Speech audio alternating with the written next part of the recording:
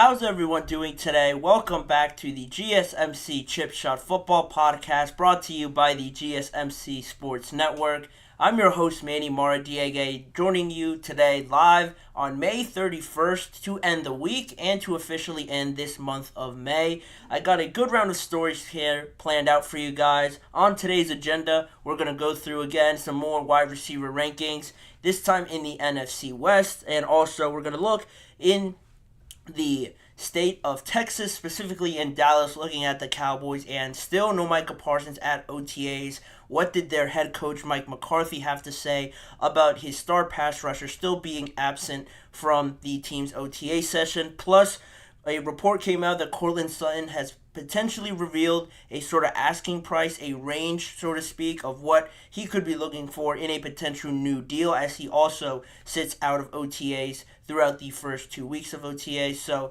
those topics are on hand coming up in just a few seconds, plus much more. Make sure to like, follow, and subscribe to the GSMC Chip Shot Football Podcast. And also, as a reminder, if you have any questions or comments you want to make throughout the show, please use the tip and donations link, gsmcpodcast.net. By using that link, your question will pop up on my screen, and that way I could read it on air and get your guys' perspectives on anything I say or on any of the topics on today's schedule. It's a massive help for the show, so please, if you would, use the tip and donations link, gsmcpodcast.net.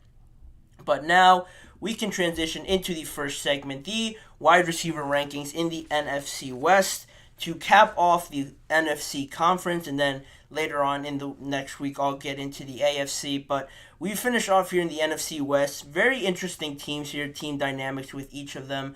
Two playoff teams here in the Rams and the 49ers. How do they all stack up? There's a lot of good potential in this division based on just the wide receiver groups now after the draft and after free agency. So with that being said, I can start at the number 4 spot on my list. I got the Arizona Cardinals filling there, trailing everybody at that number 4 spot.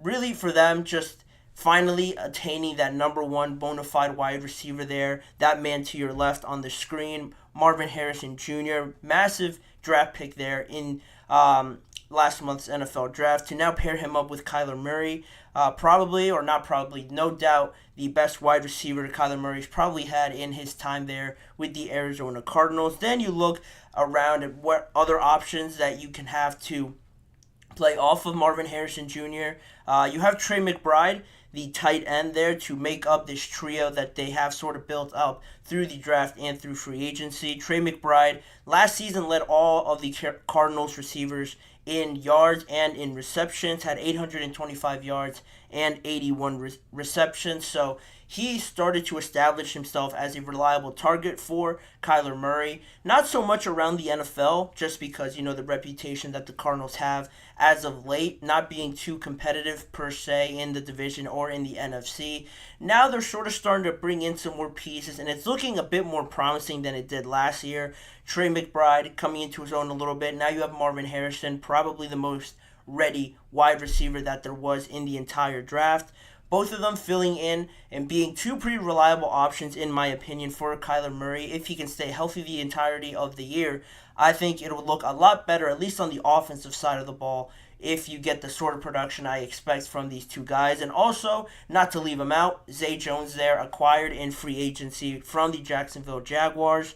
He could be a pretty solid low-end, wide receiver too, potentially, just based on the options you had in free agency. I think he was one of the better ones to attain, to add to your roster. And in saying that, all three of these guys, they could certainly contribute something at best.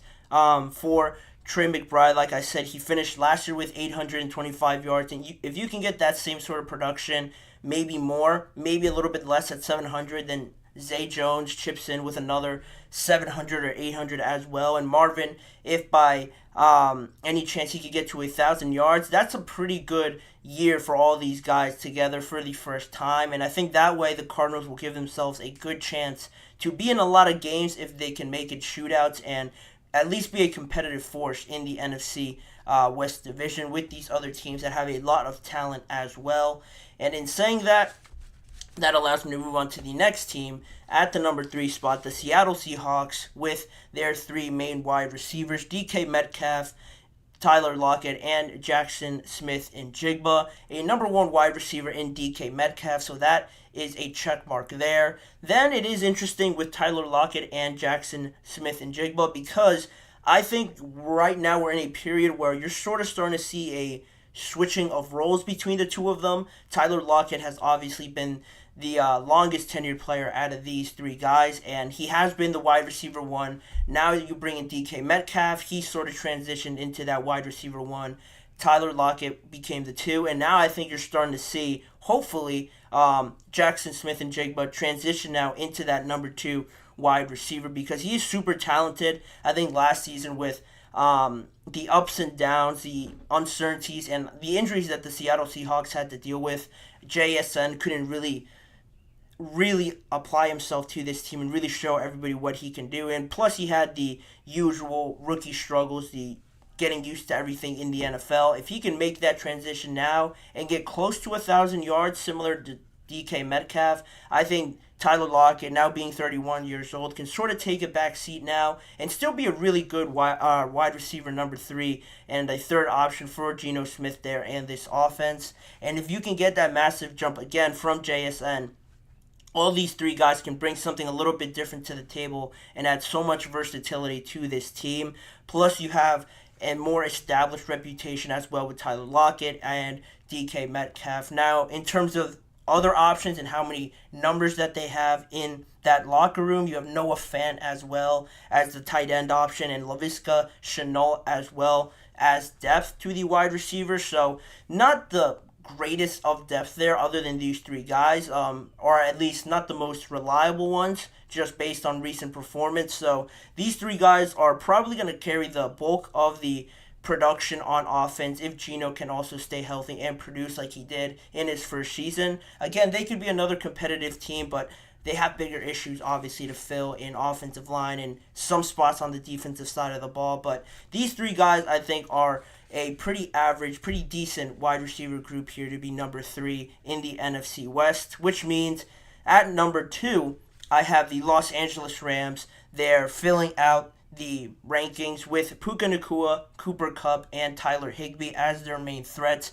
on that side of the ball. A very good luxury to have 2 wide receiver 1s, in my opinion. Puka surprising everybody last year, having the season that he did, breaking a ton of records, and just stepping into the NFL without any real rookie wall, any real fatigue there at any point of the season. An outstanding year for Puka, and the Rams really needed it because of the season Cooper Kupp had, dealing with injuries and then coming back and not really fully looking like himself. Now, under another full offseason, these 2 guys, I'm sure, working together. Puka learning off of Cooper Kupp, because in his prime, in his best day, I still think he has a good amount of top-tier days left in the NFL. Cooper Kupp can certainly still compete at this level. I would probably give him a year or 2 more to really be at the top. And you have him playing to his standard, and Puka Nacua, again, continuing on with the standard he already set. You have 2 of the best guys that could really do a lot and almost everything from a wide receiver standpoint. So that plays into their offense, because other than that, you have Tyler Higbee there, like you see on your screen.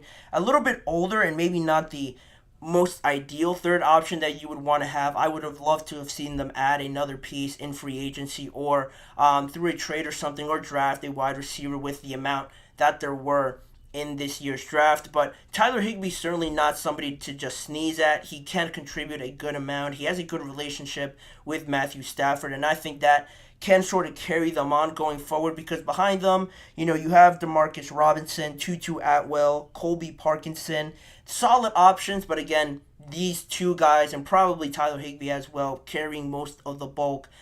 Similar to the last 2 teams, only really 3 main options here. But I think these 3 options that you see on your screen are definitely the better ones out of the last 2 that I just mentioned, and that would mean at the number 1 spot, probably no surprise to you guys, the San Francisco 49ers. based on the criteria I've laid out, they have everything. They have everything at their disposal. It's almost not fair after this year's draft because you already have Brandon Ayuk, you have Deebo Samuel, George Kittle, all of them, or Deebo probably a top 10 wide receiver, George Kittle top 3 tight end, Brandon Ayuk slowly emerging as a great wide receiver 1 based on the last 2 years that he's had. You also have Juwan Jennings that I don't think gets enough credit for the role that he fills with them. And in the draft, like I mentioned, they picked up Ricky Pearsall out of Florida, and he's going to be, in my opinion, somebody that contributes right away because not only is he very talented in his own right, this sort of offense that Kyle Shanahan runs and all the manipulation and motion that you get out of this team is going to be very much in favor of Ricky Pearsall, and also you have all the attention going to these other guys. He's going to find himself in a lot of good one-on-one situations where I think he's more than talented enough to succeed in those. And plus, you probably have the best running back in the NFL in Christian McCaffrey. So a boatload of talent. How they distribute these reps to all these guys, that's a mystery that I'll probably never have an answer to. But it just keeps working for them. They're a juggernaut at this point. And they should be right in the mix of everything again in the NFC. If they're able to keep everybody together, I know there is some questions around Brandon Ayuk and whether he figures out a contract extension with the San Francisco 49ers. But again, even if he does go, you could get something back really valuable for him and still have Deebo, George, Ricky Pearsall, who might have a bigger role now if Brandon Ayuk moves on. And still, again, Christian McCaffrey. This team, not to discredit Brandon Ayuk and what he brings, but they are just so front-loaded with this talent that you can't just help but think that if they lose one piece, they have enough to really still compete in the NFC. But, that's my list. They rounded off at the number 1 spot there in my rankings. So, as always, tell me what you guys think of these rankings and either in the live chat box or afterwards in the comments section. But in saying that, we'll go to our first break of the show, and when we come back, we'll take a deeper look at the comments Mike McCarthy made yesterday as the second week of OTAs concluded, what he said about Micah Parsons and still not showing up to OTAs, getting a little bit heated there in Dallas if you really look into it. Could this become a bigger problem? I'll tell you the answer to that after we return. Don't go anywhere. I feel like I'm losing my mind. Is everybody in the world blind? Please, Lord, give me a sign, a sign. I feel like I'm losing my mind. Is everybody in the world blind? Please, Lord, give me a sign, a sign. I wanna be the greatest. Everybody on the fake shit. I look around and feel like everybody is the fakest. I make this every day and I'm impatient, hoping one day I blow up from the basement. Statement, the top is so vacant. I don't hear shit that I think is amazing. Waiting for my day when I'm playing sold out shows for 1,000 faces. Hey, give me that crown, get in my way and to be put down. It ain't your place, all this my town. If I want that shit, then I'll get it right now. I'm losing it, the noose it fits. I'm losing shit, a stupid myth. You choose to live or choose to dip. You choose to fight or lose your grip and lose a gift. Oh, I feel like I'm losing my mind. Is everybody in the world blind? Please, Lord, give me a sign, a sign. I feel like I'm losing my mind. Is everybody in the world blind? And welcome back to the GSMC Chip Shot Football Podcast to dive into our second segment, a more of an open discussion, quite honestly, because I have my notes on it and I have my feelings around this topic on Mike McCarthy's comments on Micah Parsons. But in reality, I want to know what you guys think about this whole situation. Is it a big deal or not? What Mike McCarthy said about Micah Parsons and not being at OTAs yet after 2 weeks of the OTA period going on.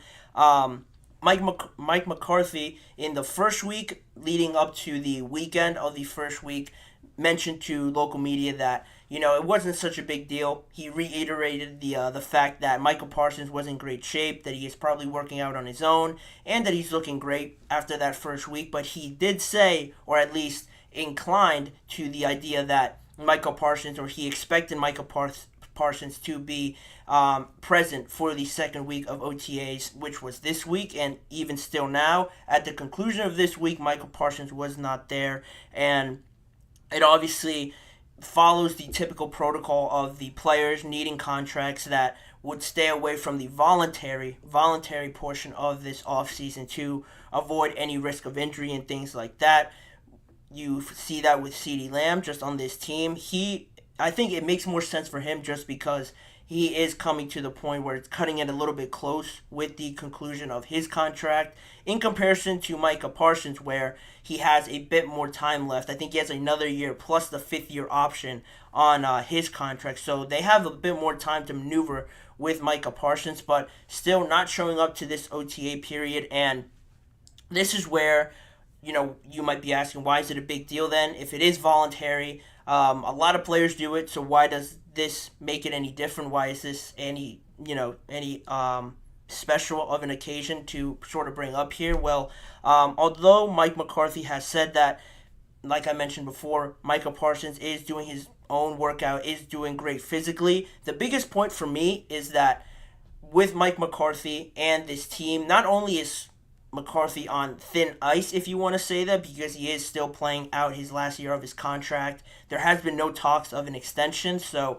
not too much, margin of error there for Mike McCarthy. And on top of that, you have a new defensive coordinator coming in Mike Zimmer, which is where I start to deviate a little bit towards the side that this could be more of a bigger deal, because if you have a new defensive coordinator coming in, if you are the star player for the Dallas Cowboys, again, I know this period is only voluntary, but in saying that, there is a lot, I assume there is a lot, that this new scheme, that new ideas Mike Zimmer would be bringing in would cause you to, come in a little bit earlier and learn up on that and really be prepared when training camp starts, so everybody, hits the ground running at the same time, rather than, I'm not saying that Micah Parsons probably isn't studying this on his own, but at the same time, you're not really contributing too much and collaborating too much with your other teammates, where on defense there's a lot of communication, there's a lot of signaling, there's a lot of just alignment stuff that I would assume, have to prepare better for it when you're all present working on it at the same time, rather than one person being off on their own and still learning it probably mentally, but I would have to assume it's not the same thing. Obviously being at practice and learning it with your coach there as well, really tuning out those details that he wants to see out there on the field. That's one thing, and Mike Zimmer has mentioned before that there will be changes to this defense. It's not going to be the same thing that Dan Quinn was running, even though everyone's accustomed to it. He really made it a point of emphasis that the players will have to adjust to his system to really make this whole operation work with him now at the helm. And it's not also on that topic of Micah Parsons not showing up because he is trying to not get hurt, because he has a contract extension coming up in like two off seasons from now. This usually is something reserved, I would say, for a veteran player, an older player, to not get hurt. But Micah Parsons is only 25 years old, and again, injuries happen to anybody, but it is more likely to happen in older players. So I could see why a Cam Hayward, a veteran quarterback, might not show up to the OTAs portions of this, but at the same time, it just puts more of an onus and more of a spotlight on Michael Parsons, I think, because he is looked at as the leader of this team now, and also he is looked at as the leader and learning a new system, plus the whole idea that before there was some discussion where he was pretty much in the media a lot towards the end of last season, commenting on what went wrong with this team. Maybe they have to find other players that fit this locker room a lot better, that really want to win and want to do better in the playoffs. He had some pretty demanding comments to make before the offseason really got into full throttle here.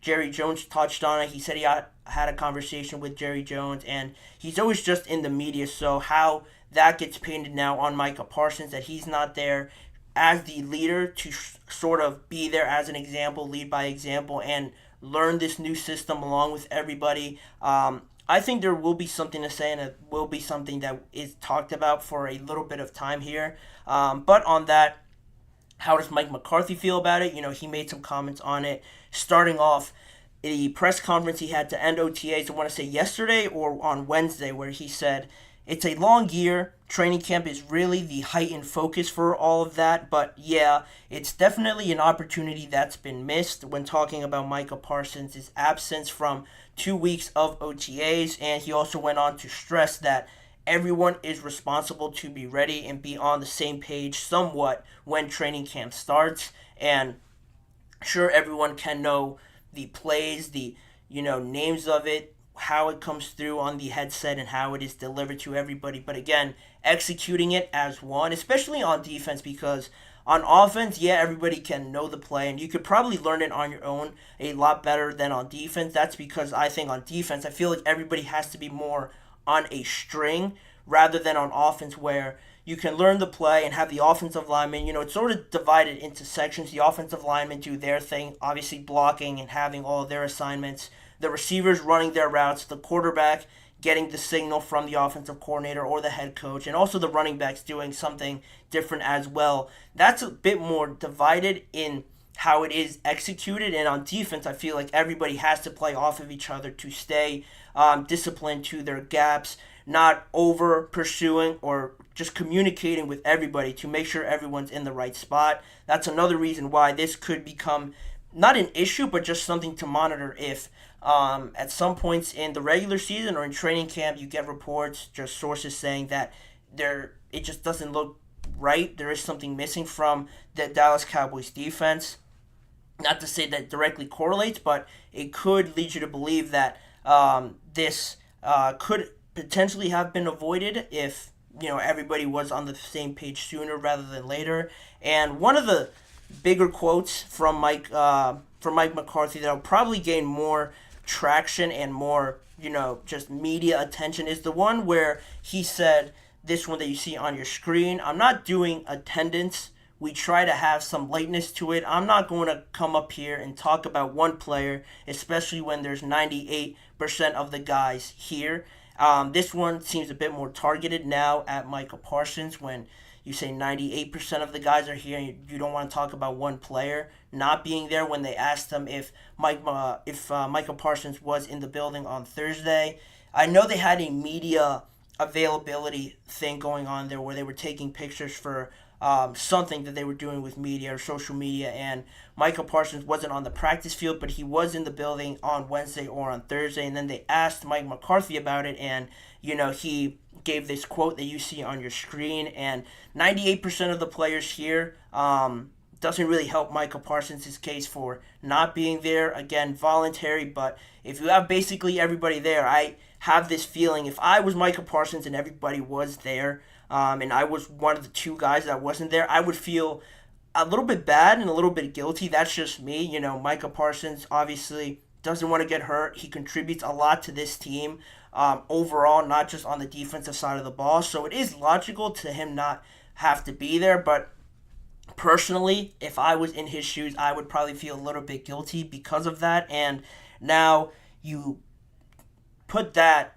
whole situation with what Mike McCarthy said and how it could make you feel as a person. It doesn't also help that you have some players being asked about the same sort of topics, specifically Brandon Cooks and offensive lineman Tyler Smith, saying that they're asked about the OTA process and why they value it so much, what's the importance of it, and they now also have quotes saying that they really find this time to be very, important to practice with the team, to get the camaraderie going, get the chemistry going, help teammates learn a new system, help the younger guys get acclimated to the NFL, acclimated to the defense, and how they gel with everybody. Being teachers to the younger guys especially is a point that they wanted to emphasize. And also working on the mental aspect of football, because they obviously can't hit right now, but getting those mental reps in, lining up with everybody, even though you're still in shirts and shorts, getting those mental reps nailed down,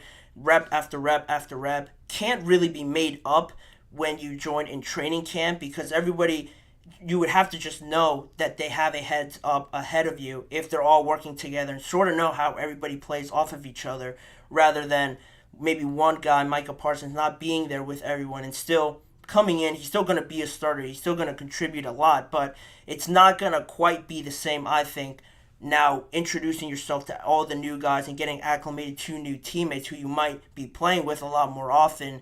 You're starting a little bit later than some of these other guys, so they made some good points there in Brandon Cooks and Tyler Smith as well.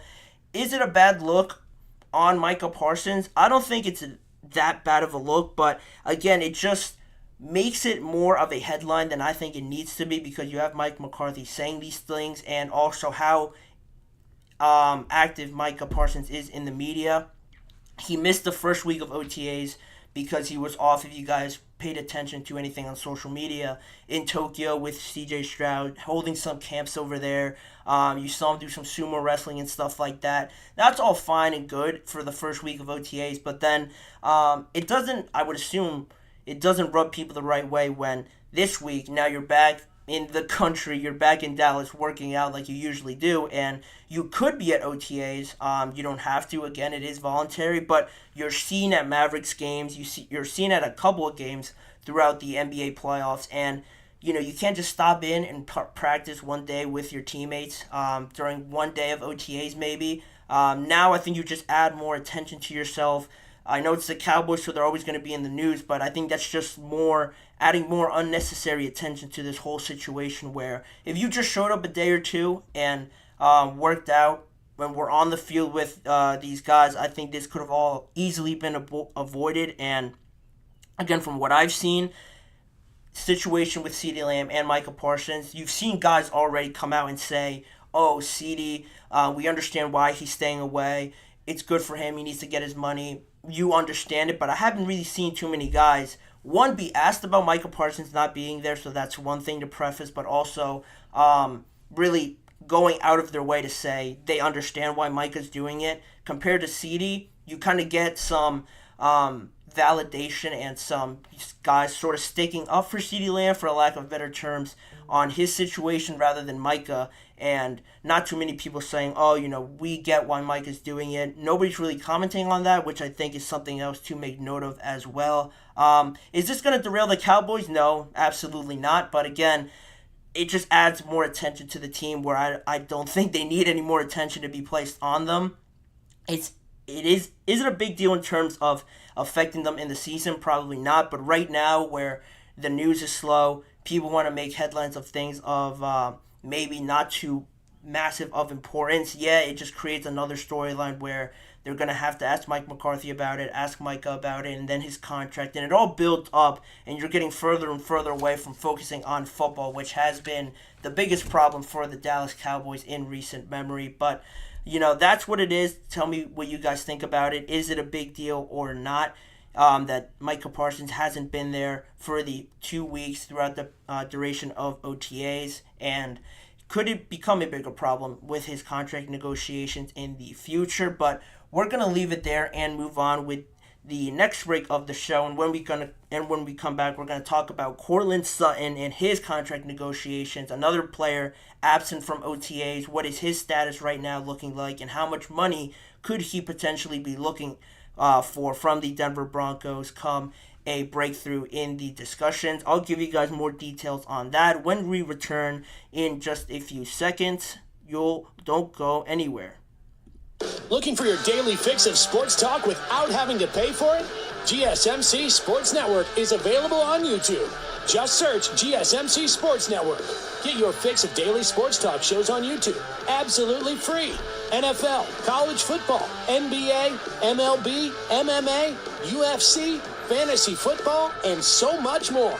GSMC Sports Network has shows running all day long, with new sports shows starting every 2 hours. Just like on your favorite cable sports channel, except GSMC Sports Network is absolutely free. Just search GSMC Sports Network on YouTube to catch one of your new favorite shows, like the GSMC College Football Podcast, Chip Shot Football Podcast, Hoops and Heels Women's Sports Podcast, GSMC Basketball Podcast, and so many more. Check it out for yourself. GSMC Sports Network, now available on YouTube absolutely free. Search GSMC Sports Network on YouTube right now.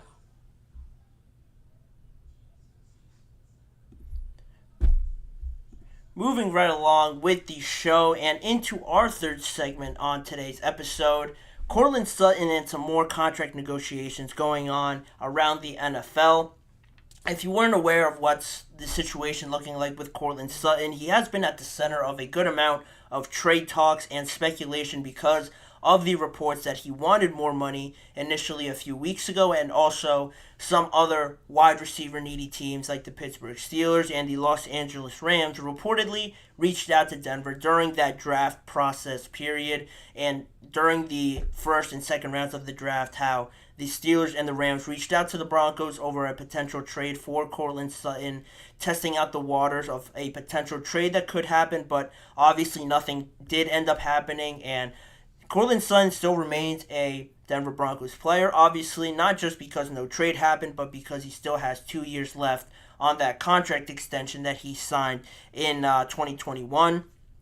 But now he isn't present at OTA, so that obviously raises a bit more questions on how Courtland Sutton's feeling around the temperature on the team. You know, you have the quarterback situation, and just from last season, it all really didn't go well at all. Nothing really too positive to take away from it other than his performances that he contributed to this team. Still only 28 years old. He contributed a lot without really a consistent top-tier quarterback like a lot of these other talented receivers do have around his age. He still managed to put up 10 touchdowns last season despite ranking 56th in targets in the NFL, which is remarkable for a guy like him in the prime of his career. To be ranked at 56 in targets is pretty mind-blowing for how impactful he just appeared at some of the crucial points of the game. He had a good connection with Russell Wilson as well, and it always just seems that he could do so much more, but just the target share isn't there, and that obviously has to do with the quarterback talent not being there. Now some more uncertainty being thrown at him this year. You could probably still expect for him to put up similar numbers as he always has because this is now becoming a trend, but on that, you would now start to think that he would want more money like it has been reported, and Courtland Sutton, according to these reports, hopes to receive a new deal before the start of the season, but the leverage and the advantage really isn't in his court just because, like I mentioned, he has 2 years left on his current deal. He is set to make $13.6 million this season, which comes at the idea that you would obviously want a pay raise from that because 13.6 as a salary. We just finished talking all throughout this week about all the wide receivers that have gotten their deals and how much guaranteed money they have. The annual salaries are just blowing all expectations out of the water. The minimum, and right now in my eyes, for a wide receiver one, which I believe Courtland Sutton is probably no less than 25. You can make an argument for $26 million if you're really above average wide receiver number one. And Courtland Sutton on that salary, $13.6 that he's going to make in 2024, he's about $12 million short of that. And recent reports on the sort of money that he is looking for is pretty surprising to me. Just on the sources that they say he isn't trying to reset the market by any means, but he is looking for a raise that would pay him about $15 to $16 million per year. So not a big jump there in asking price for Courtland Sutton from the Denver Broncos. I know, again, they are pretty tied down from the whole salary cap circus that happened with the contract of Russell Wilson and how tied they are to him, pretty much paying his entire salary while he goes to play for the Pittsburgh Steelers. So that's an issue there to work out, but, not a massive pay raise asking price from Courtland Sutton, which raises some more questions in my mind and some more just topics to talk about. Really, the main question is, should Courtland Sutton deserve more than $15 to $16 million? I think for what he's done for Denver, I think he definitely does deserve that. If he's planning on staying with the Denver Broncos and really won't push for another trade, I would certainly ask for at least in the 20s, at least 21 to 22, because I think that way, I know he's under contract, but at the same time, the Denver Broncos can't go out and sign another wide receiver or really Maybe draft one if you get lucky, but again, that's a crapshoot. So to find another guy that's as talented as Courtland Sutton, I think you kind of put him in a corner there with the Denver Broncos and not really having another option outside of him if he really decides to stay. So to say that he's only asking for 15 to 16, I think he's selling himself short there with that asking price if that really turns out to be the concrete, price that he wants to make per year. At the same time, I don't think it's out of the realm of possibility that he knows of the salary cap situation and troubles that the Denver Broncos find themselves in, so he could be trying to do them a favor there.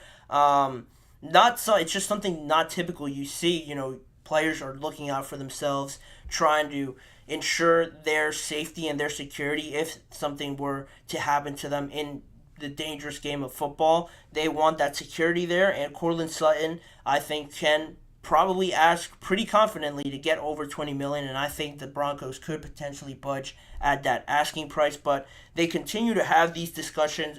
Courtland Sutton not at the OTAs period. It'll be interesting now if he appears at the mandatory minicamp.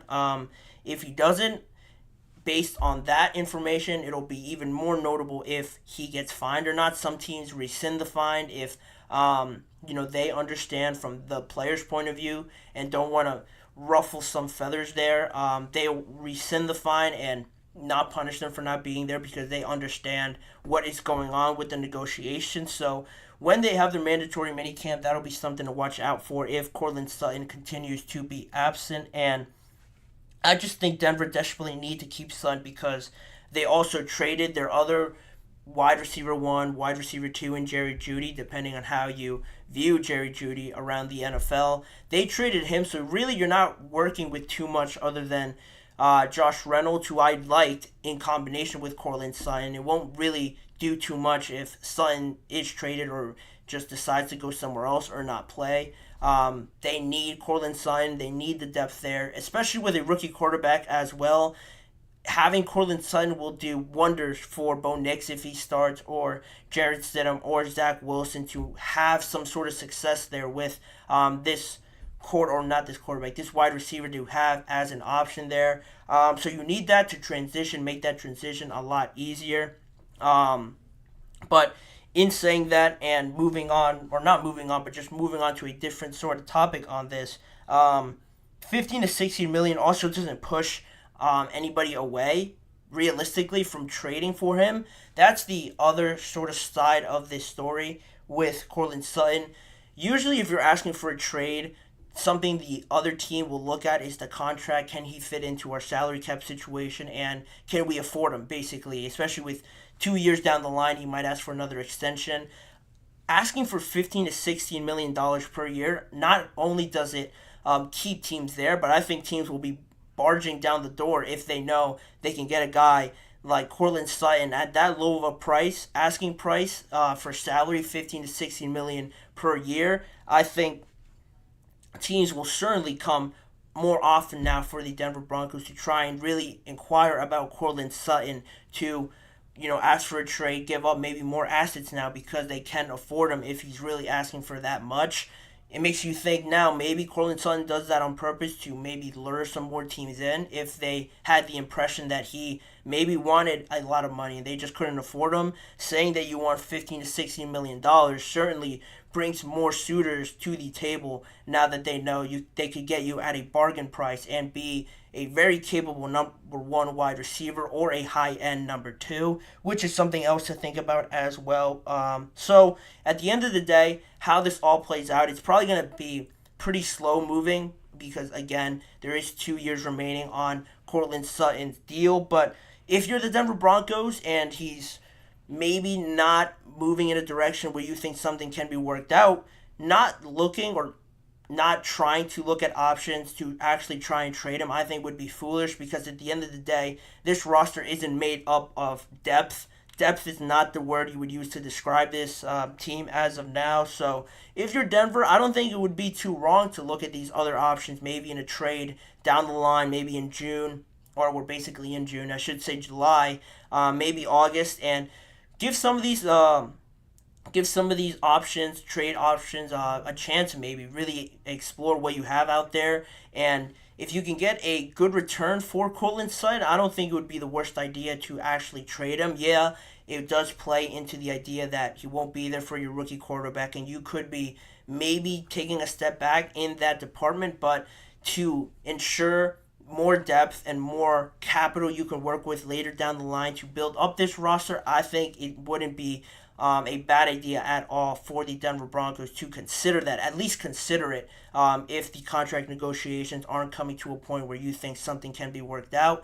That's just my opinion on it, trying to see both sides of the situation, but asking for just 15 to 16, that could add and open up a lot of different options for the Broncos and for Cortland Sutton as well if he does end up showing up in mandatory minicamp down the line starting in June. But that'll do it for that segment. More wide receiver talk I'm sure will be coming later in the offseason that I will talk about, but for now we'll be moving on into another break. A couple more stories to touch on today's episode. Raheem Mostert gives his opinion on what he believes the Miami Dolphins have to do to end this playoff curse, this first-round curse that they find themselves in.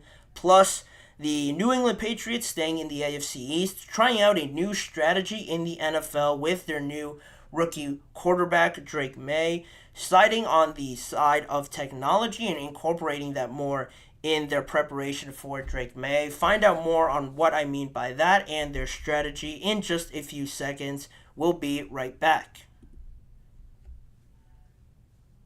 For the best and latest podcasts available anywhere, go to the podcast app on your cell phone and type in GSMC to access free content-rich podcasts on health and wellness, book reviews, sports, entertainment, relationships, social media, movies, technology, finance, and even weird news. Subscribe and download the GSMC Podcast Network's family of shows, available everywhere podcasts are found.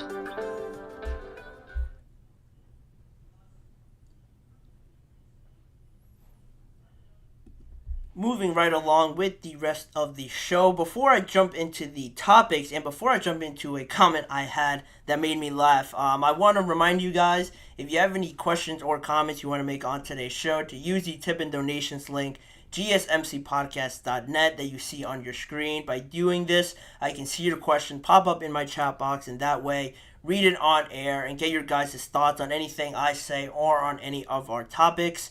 It's a massive help for this show, and if you would, please use the tip and donations link, GSMCpodcast.net, for helping the show out a little bit here. And in saying that, I did get a comment. I was just having some trouble with my chat box before not showing up. But from Kelsey, are you in a closet? No, Kelsey, I'm not in a closet. I'm actually in front of my closet here.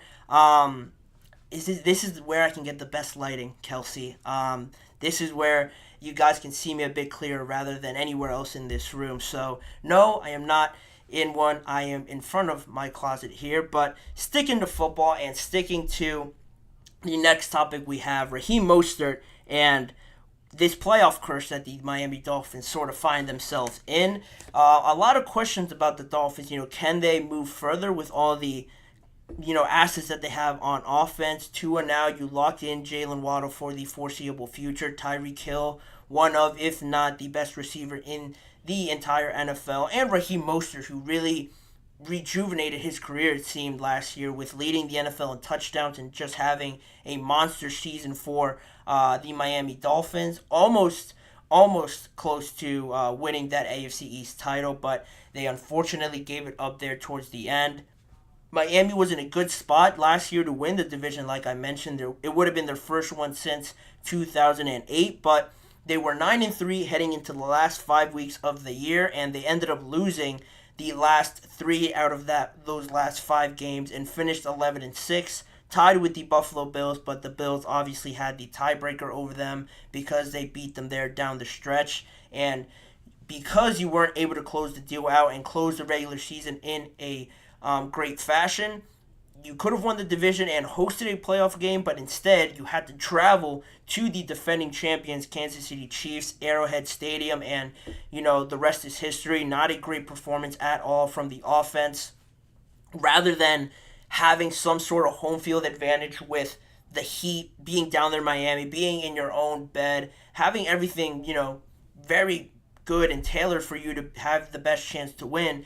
You have to travel to Arrowhead, play in the freezing cold, which I can't even imagine what that feels like. I'm not a cold guy. I'm not a cold weather guy, and just the thought of getting hit over and over again in that football game, there wasn't a lot of passing, so the running backs and the offensive linemen were really going through it, I would have to imagine, and that just did not spell out to be a good situation for the Miami Dolphins, and they obviously lost and continued their playoff drought that has been extended now. Over the last 5 playoff appearances, they've all been one and dones.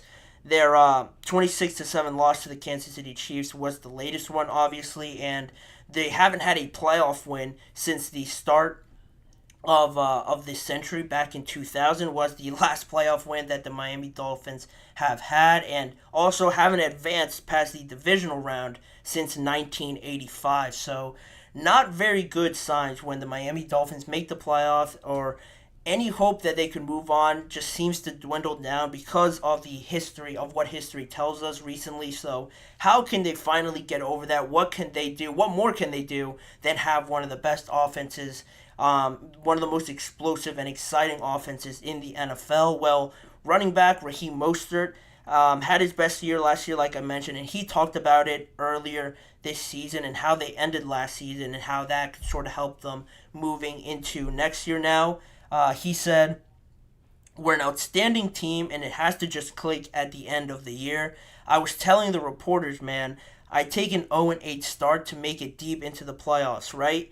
And trying to get to the championship round. One of our biggest kryptonites has always been that first round." And he also emphasized how everyone having the mentality towards the end of the year was something else that he took notice of, and just something that everybody needs to correct once it really becomes crunch time and once it really gets to the nitty gritty, and you have to put out your best performances, or else not to say that the whole regular season and everything you've done goes to waste, but it certainly almost feels like that when you put in the work, you've put in the work to have a great record, and then the first round comes, and not only do you feel like you've let everybody down, but you feel even worse because you had it in your hands and you let that slip by, but you still made the playoffs and you found yourself in a tougher situation, and you just can't recover from that mentally. Again, like he mentioned, it really just checks you out at that moment because you're let down for not winning the division. Now you have to travel to Arrowhead, and you're just not in it mentally. And also the injuries that they had as well. Jalen Waddle didn't play in that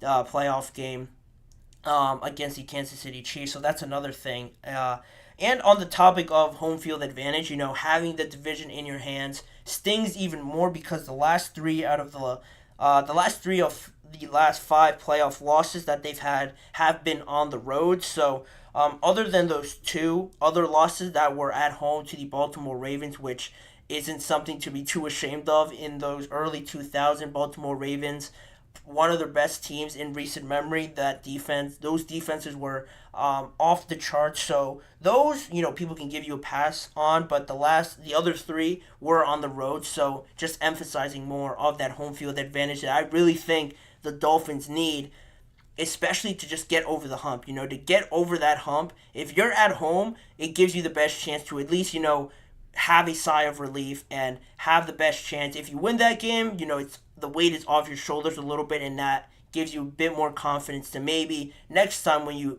are in a situation where you're on the road, maybe you have more confidence now because you've at least already done it at home in a playoff game. So to get over the hump and finally break that curse, they're definitely going to be having to play at home, in my opinion. And my sort of doubts around the whole situation really just has to do more with consistency rather than just having the mentality and just be clicking all at the same time there towards the end.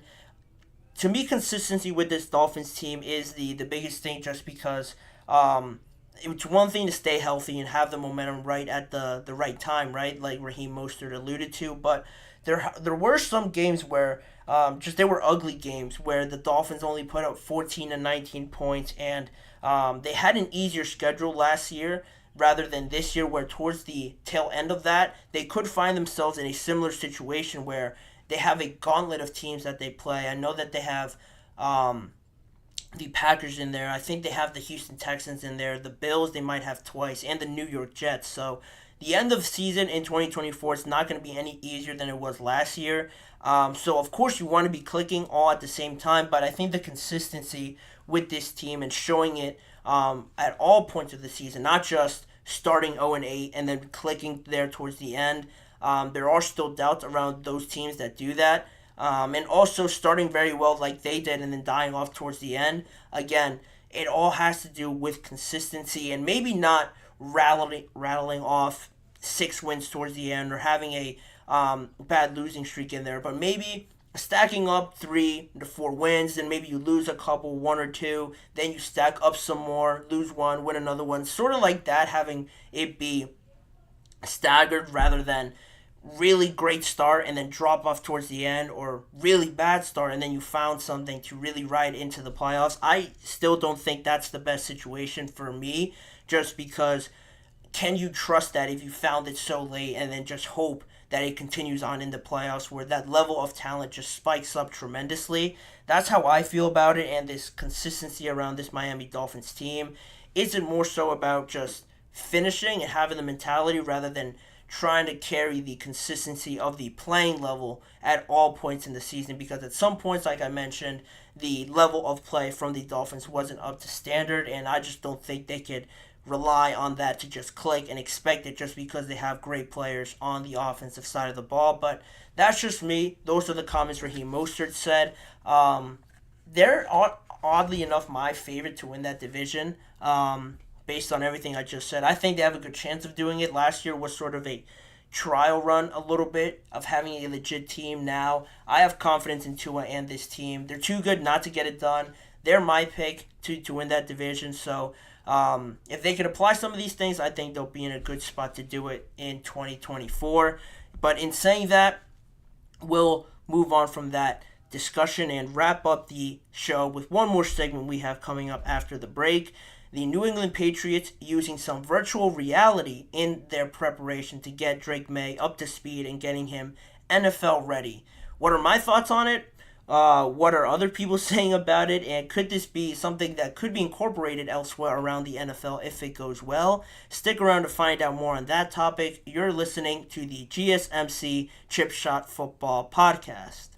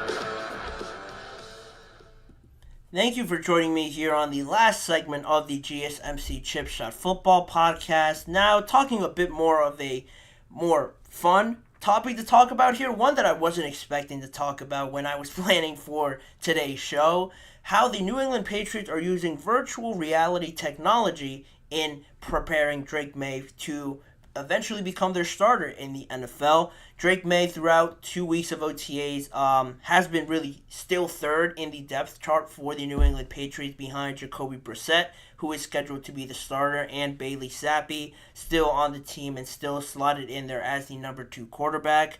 It means just a potential for limited reps so far through OTAs because he is working with the third team.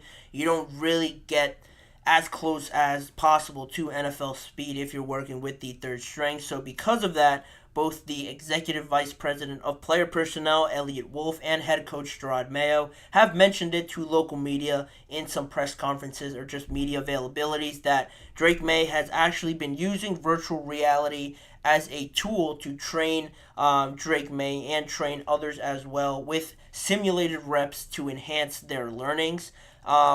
Pretty rare and pretty unique strategy to implement here for Drake May. I've never seen it be done with an NFL rookie quarterback, especially one with a lot of pressure on their shoulders like Drake May was, a top 3 pick in this year's draft.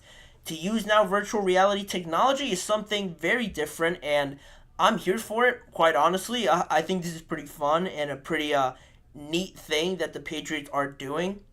Just embracing some new forms of going about training, because you always hear about the Patriot way and being sticklers for how they do everything. Gerard Mayo and their new executive vice president, Elliot Wolf, come in there and throw a curveball right away, using some new tools and new technology to sort of grow their way of doing things.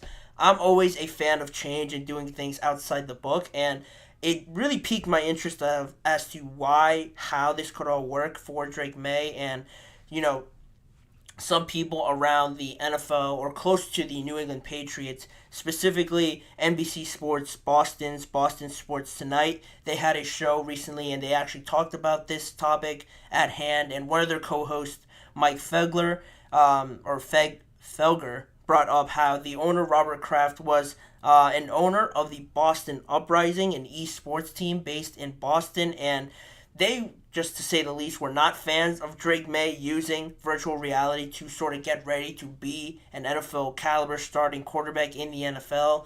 They weren't big fans about it, and they sort of alluded to the fact that because Robert Kraft was involved in this esports realm and was the owner of the Boston Uprising team in the esports league that had a team based in Boston, they sort of alluded to the fact that could have been why they decided that this was a good idea to use on Drake May, because you've never seen it in the NFL. I can see why some people would think that virtual reality, how does that apply to the top of the top, the best of the best athletes?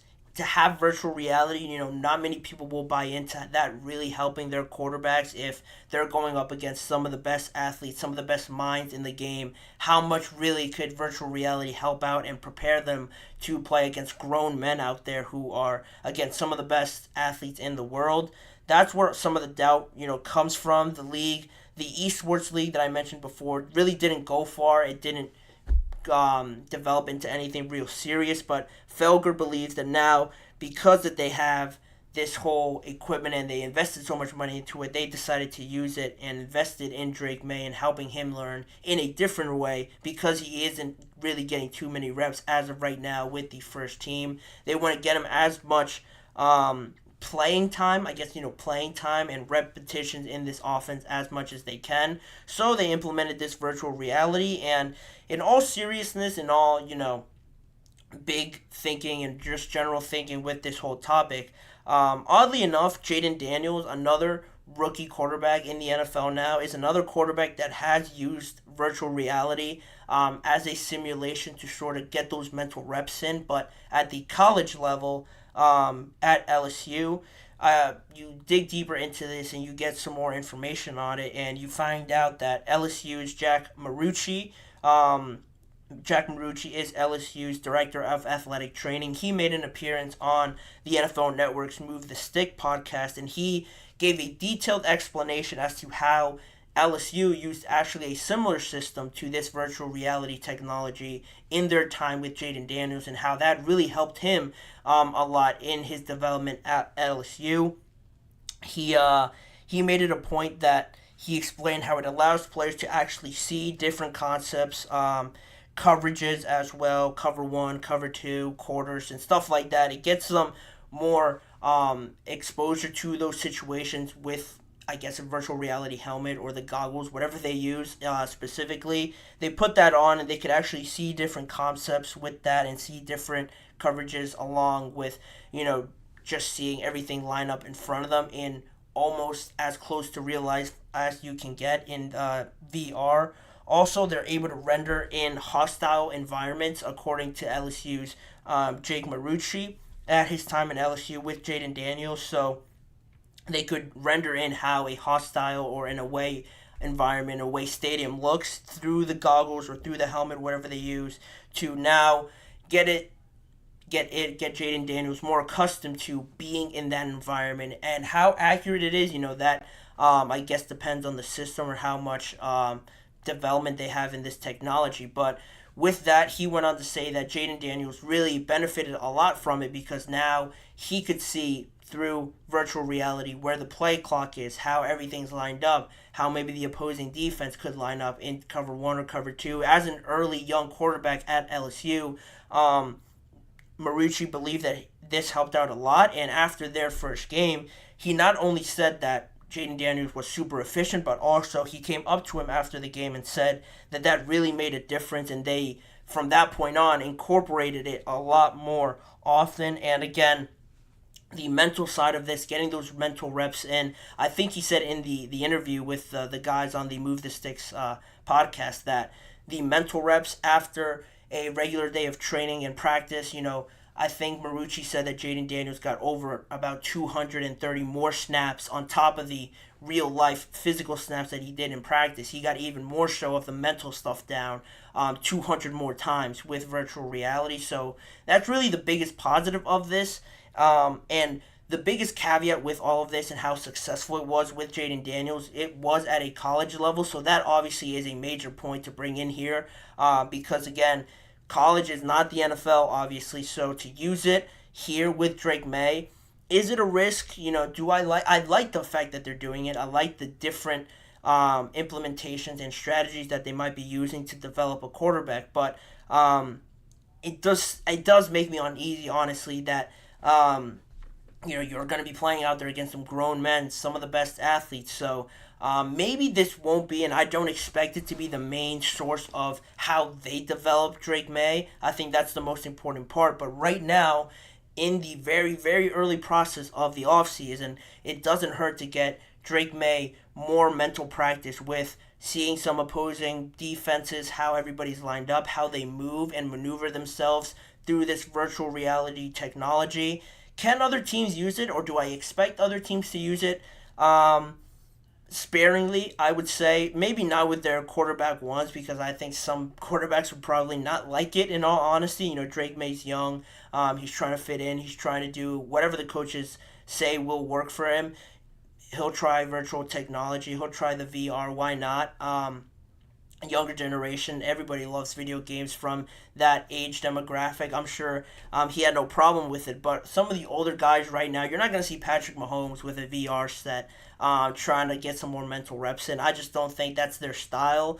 Can it be incorporated a little bit more? I'd hope so. I think that would be pretty funny and pretty interesting to see if it actually does make a huge difference, but right now it's still in its infant stages, and I don't think it'll really gain too much traction right now, but maybe we'll get a funny picture of Drake May wearing the VR set and working out through some coverages. I wonder if he's out there wearing those helmets and those goggles out there on the field. That would be pretty funny to see him just going through the motions with the headset on. But in all seriousness, again, it is something different. It can't hurt, again, to have Drake May going through the mental reps at this point of his development. Now, if he goes out there on the field and maybe he surprises a lot of people and performs well, we all know what to blame it on, what to provide the explanation to. It is because of the virtual reality technology. That's what I would say if I was Drake May and he was impressing a lot more people. But it is something interesting being brought into the NFL, I guess. Gerard Mayo bringing in some new strategies here with Drake May and how they develop him. Will it continue? That is to be determined. But for right now, it can't hurt. And also, that'll probably do it for this episode of the GSMC Chip Shot Football Podcast. I want to thank you guys for joining me on today's episode of the show. And please remember to like, follow, and subscribe to the show as well. And make sure to also follow us on Facebook, Instagram, X, and TikTok for more of this network's content. If you want to see more of me and this show, check out the GSMC Sports Network channel and the GSMC Podcast Network channel on YouTube for YouTube Shorts that are posted daily. All the live shows, full shows, are recorded and posted on both channels, as well as the individual segment videos as well. If you don't have time to watch an entire show, you can tune in to a specific part of the episode as well. And as a reminder, tune in every weekday at 6:30 p.m. Eastern Time for more football discussions and NFL conversations with me, Manny Maradiegue, as your host. Thank you guys for joining me. I hope you guys all have a great weekend, and I'll see you guys back here on Monday to kick off the month of June.